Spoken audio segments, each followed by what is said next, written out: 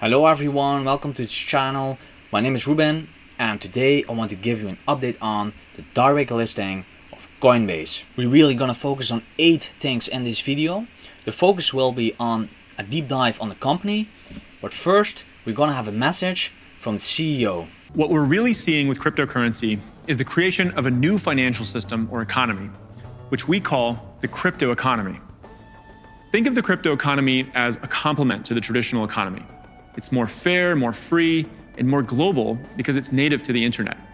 And in the crypto economy, people are now performing every type of economic activity, including earning money, spending it with merchants, borrowing and lending, raising money for their companies, and of course, investing to earn a return.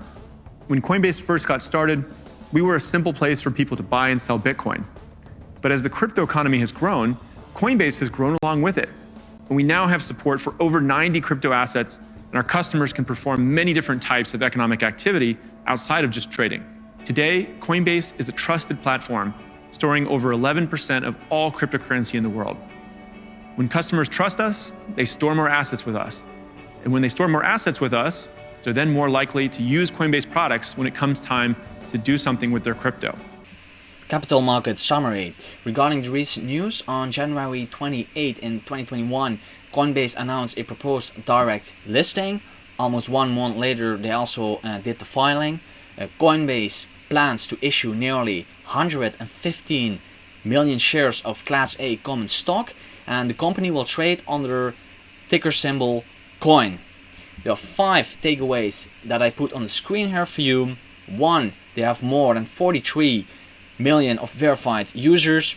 They have a total volume traded on the platform of 456 billion. They trade over 90 billion assets on the platform across more than 100 countries, and they have more than 1,200 employees. Catalyst and company discussion. Let's have a look at the verified users here. You can actually see and observe that Coinbase is adding verified users rapidly. In the second quarter of 2018, they had 24 million verified users, while if you compare that to the fourth quarter of 2020, they had 43, and they expect to grow this in the next years as well. In the fourth quarter of 2018, they began launching subscription products and services, which has driven broader engagement across the platform. MTUs, also known as monthly transacting users, have begun to appear less correlated to crypto asset volatility, but they have remained correlated with the price of Bitcoin. And what Coinbase wants to do, they want to add additional products and services and expand the assets supported on the platform, and therefore they expect the correlations to decrease. Over time, Coinbase added multiple services. In 2012, they started with send and receive. Then they moved to investing, pay, distribution, and storage. But over the last 2 years, in 2019 and 2020, they really made an expansion into spending, saving, borrowing and lending, staking and building. There's a difference between transacting revenue and subscription revenue. Transaction revenue is revenue from volume-based digital asset trading or transactions, while if you look at subscription revenue, it is asset-based servicing that can earn a fee rate. Subscription and service revenue primarily consists of 4 parts. The first one is storage, which is custodial fee revenue. They derive custodial fee revenue based on a percentage of the daily value of customer crypto assets that they hold under custody in their dedicated cold storage solution. The second one is staking revenue, and that is from transaction validation on a proof of stake blockchain when one of their nodes successfully creates or validates a block. They get a commission from that. Then you have a distribution, which is from educational purposes. And the last one is building. So they generate license revenue from their Coinbase analytics service. Here you can see the share of the crypto market capitalization that Coinbase has. In 2018, they had a market share of 4.5%, which grew to 8.3% in 2019. And last year, Coinbase had a total market share in the crypto market capitalization of 11.1%. Trading volume concentration from Coinbase. In 2019, you can observe that Bitcoin had a percentage of 58%, where Coinbase supported assets of more than 25. But you can also observe that they added more assets on the platform to more than 45, and that the percentage of Bitcoin is going down as people also start to buy and trade alternative coins. The same is also true if you look at the distribution of the biggest cryptocurrencies from 2015 to 2020 based on the market capitalization, and this table is from Statista. Well, today Coinbase directly integrates with over 15 blockchain protocols, supporting over 90 crypto assets for trading and custody, and they offer a suite of subscription products and services that have enhanced the customer value proposition and power their platform. Yeah, here you have an overview of the trading volume, split between retail trading volume and institutional trading volume. In 2020, you see that it increased significantly, and that is mainly thanks to institutional traders entering the crypto market.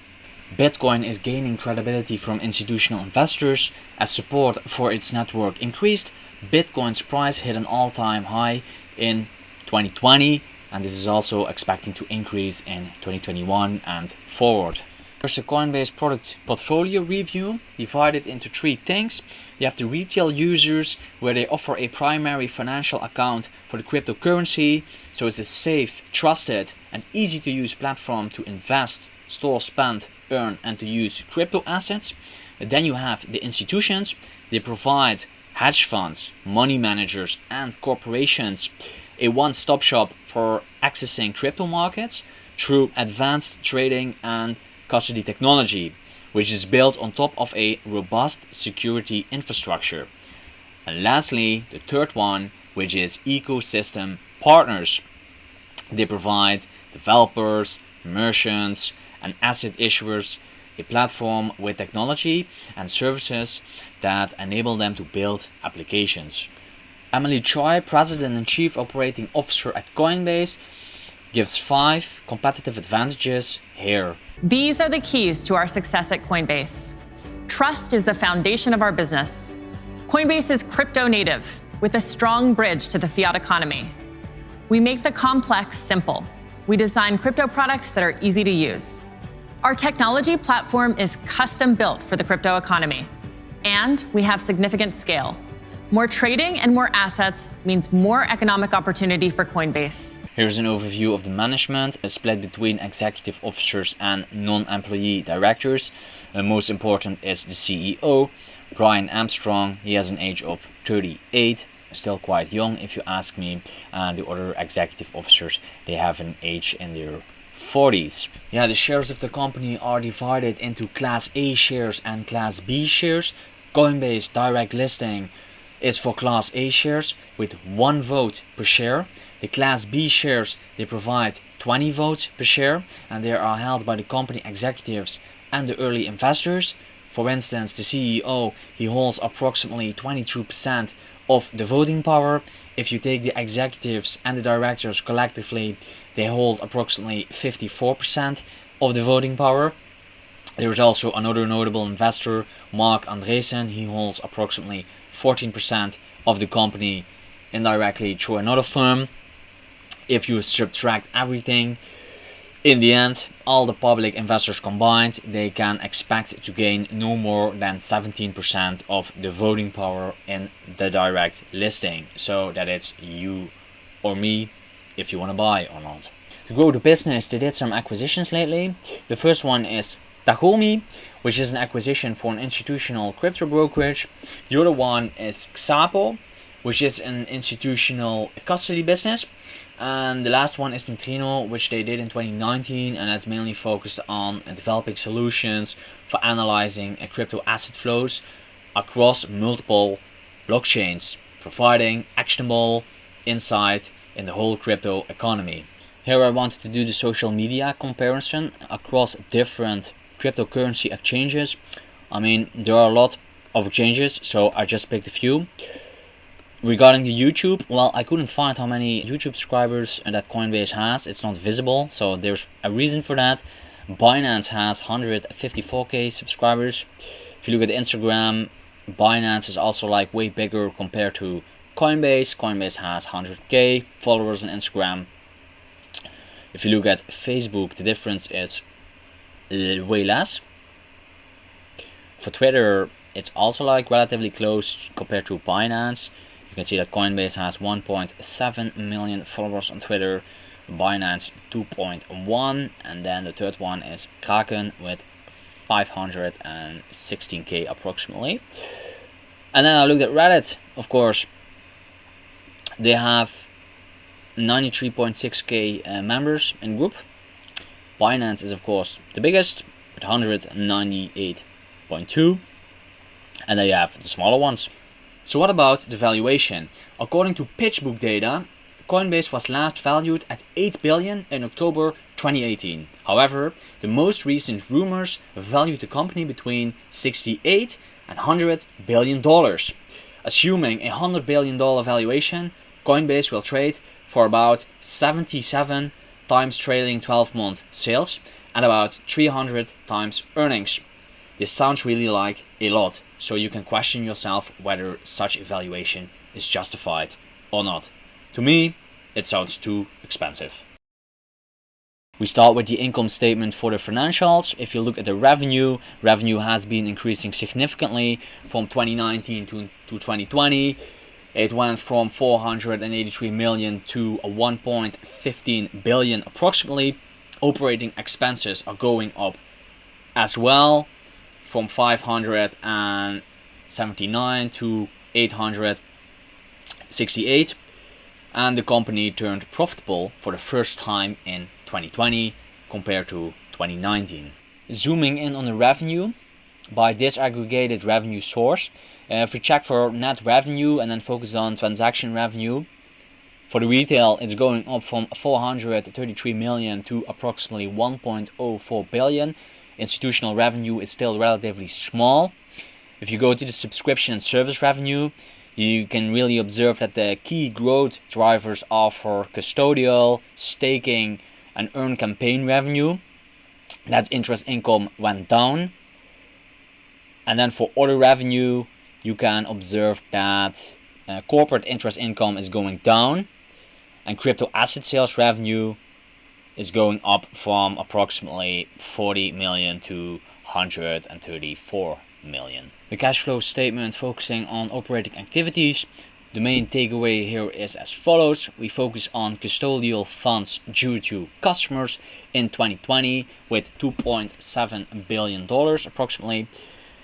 They have a note about that, and it says the following: our cash flow from operating activities may materially fluctuate from period to period based on movement within our custodial funds due to customers' liability. Since our customer custodial funds are included in cash and cash equivalents, any large fluctuations in the related liability will directly impact our cash flow from operating activities. And they believe that their existing cash and cash equivalents will be sufficient to meet their working capital and capital expenditure needs for the next 12 months. And then the investing and financing activities for the cash flow statement. Well, because it is a crypto exchange, we really should focus on the purchase and disposal of crypto assets, because that's like the bread and butter of this business. And besides that, there's like nothing noteworthy to say here. Yeah, and then finally the balance sheet, of course. Overall it looks pretty good. I don't calculate the current ratio here because of the custodial funds that are very fluctuating every year. Overall, yeah, we are good. And finally, the opportunity and the risks. Coinbase achieved profitability in 2020, which is very encouraging. They have a verified user base of more than 43 million people. You have an opportunity to own a digital currency exchange stock, and Coinbase keeps adding new services. Borrowing, lending, staking and building, and they want to add new services in the future as well. Also, the company keeps also expanding through numerous acquisitions. Regarding the risks, the first thing is concentration risk. The business is largely linked to Bitcoin, although there's a growing diversification into other alternative crypto coins.